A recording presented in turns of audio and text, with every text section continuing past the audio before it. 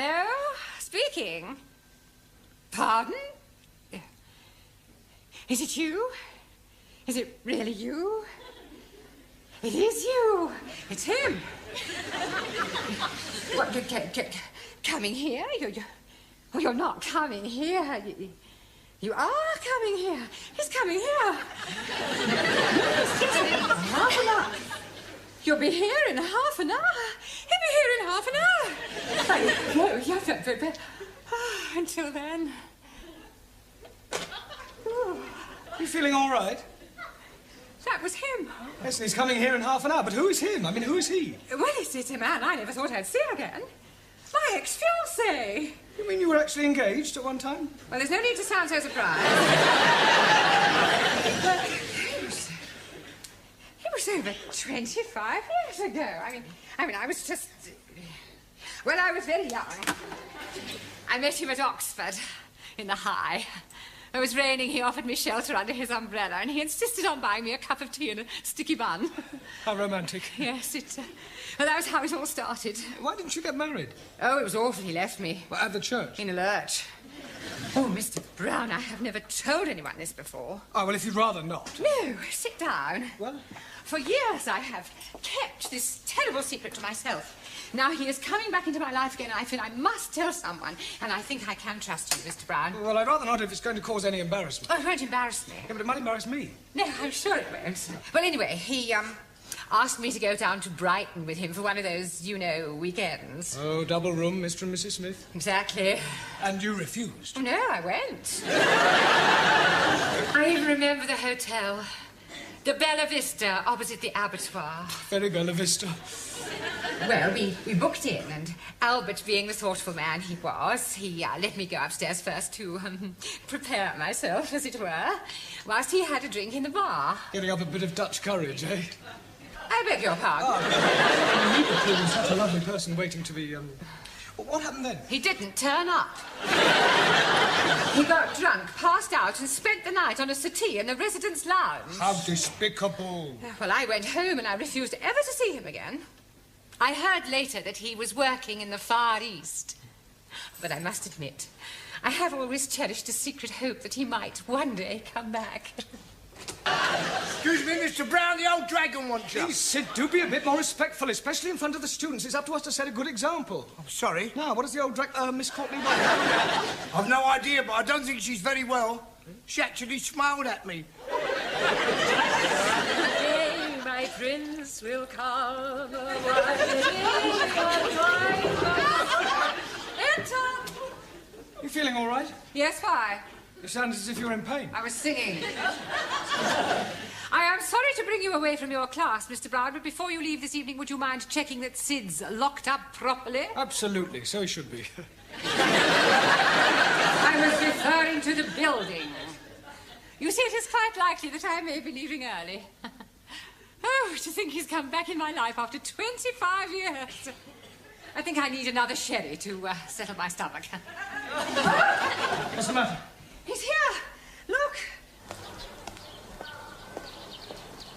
Where? Down there. Oh!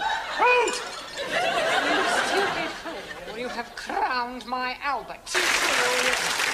Well, I feel terrible. I've got a splitting headache. Well, look, I am sorry. It was an accident. Look, this is Miss Courtney's office. You can... Wait a minute. Look, have you got somewhere where I could comb my hair and brush myself down? I must look presentable for our first meeting after 25 years. Yes, of course. Straight down there on the right. Thank you. Enter. Hello, darling.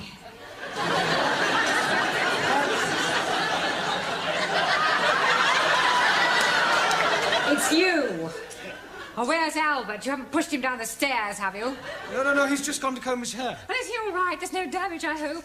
I'm afraid there is, actually. Oh, dear. Is it bad? Well, the plant pot's broken. I was referring to Albert. Oh, Albert. No. He's fine. I'll get it. Darling! Oh, it's you. Yes, this is Darling. Miss Courtney. Albert! Dolores! Dolores?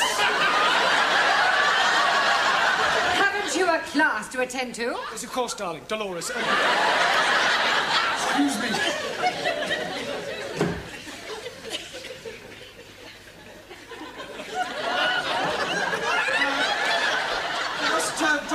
pee must have rolled away somewhere. Another cup of tea, Albert. No, thank you, Dolores. A glass of sherry, perhaps. No, I don't drink now. I've given it up. It's a very bad habit. Oh, you're so right. I only keep it for visitors.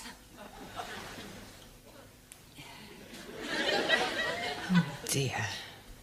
Come on, Dolores, think of something a little more sparkling. I wonder... Yes. Will you... Oh, I will. Pour me another cup of tea? Tea? Yes, please. But you said you didn't want any more. I've changed my mind. Oh. As a matter of fact, there is something else I want to ask. Yes? I know it may sound silly after all this time and not writing and everything, but I never forgot you, Dolores. Yes?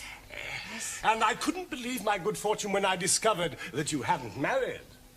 I never married either. Didn't you? No. Would it be too much to expect? Oh, no. I mean, would you consider? Oh, yes. I mean, will you marry me? Oh, this is so sad. Oh, Albert, my cup is overflowing. So is mine. Oh, no, it doesn't matter. What do you say? Will you marry me? Oh, yes, please. I get a special license and we can be married next week. So soon? Well, we've already wasted 25 years. We don't want to waste any more time.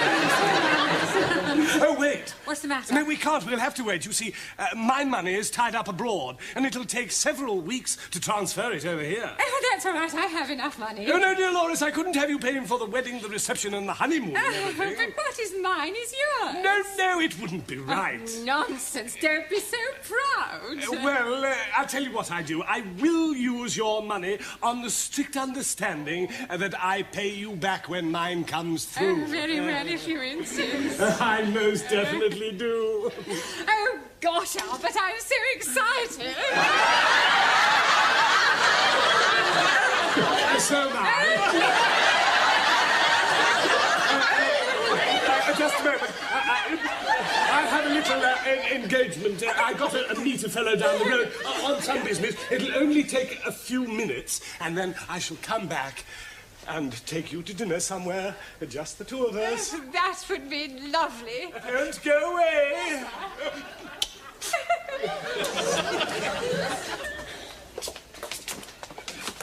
Why were you going?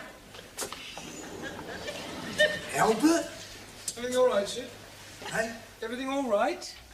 I've just seen a fellow I haven't seen for years, Albert Collins. Oh, Albert, Miss Courtney's boyfriend. Never. Yes, true. He's a crook, he's a con man. Oh, you must be mistaken. He's just come back from the Far East. He's been away for 20 years. He's been away all right, doing some porridge. And he's been in prison. He was in the nick with my brother-in-law. He's in and out of there like a fiddler's elbow. Do you know what his speciality is? Finding lonely women, asking them to marry him, taking their life savings and scarpering. I'm getting married in the morning. Enter, ding dong, the bells are going to try. Miss Courtney, I'm afraid I've got some rather disturbing news. Oh, nothing you could say to me today would disturb me, Mr. Brown. Well, I think this might. It's about Albert. Ah, Albert, my future husband. Yeah, you see, I've just been talking to Sid and... Husband? Yes, we're getting married by special license. Oh, no. Oh, now, Mr. Brown, I know you're fond of me, but you mustn't take it to... Has he tried to borrow any money from you? And I fail to see what business that is of yours. He has. Look, I hate to have to tell you, Miss Courtney, but your future husband is a crook. Don't be so impertinent. It's true, I'm afraid. He's a con man. He specialises in proposing to lonely women and then taking their money. Oh, nonsense, I don't believe it. Well, ask Sid. His brother-in-law was in prison with him. Prison?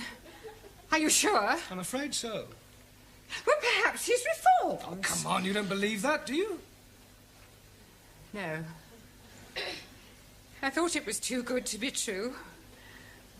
He's coming back to take me out to dinner. What shall I do? Don't worry, Miss Courtney. I'll deal with him. You just leave everything to me.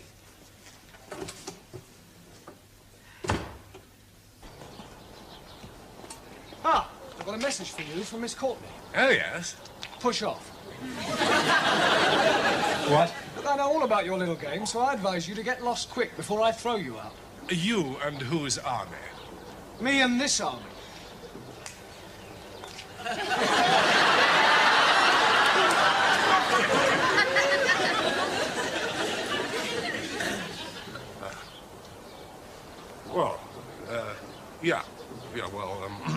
perhaps I had better be going.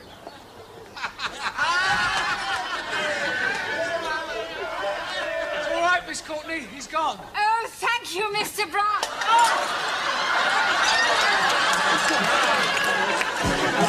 Oh!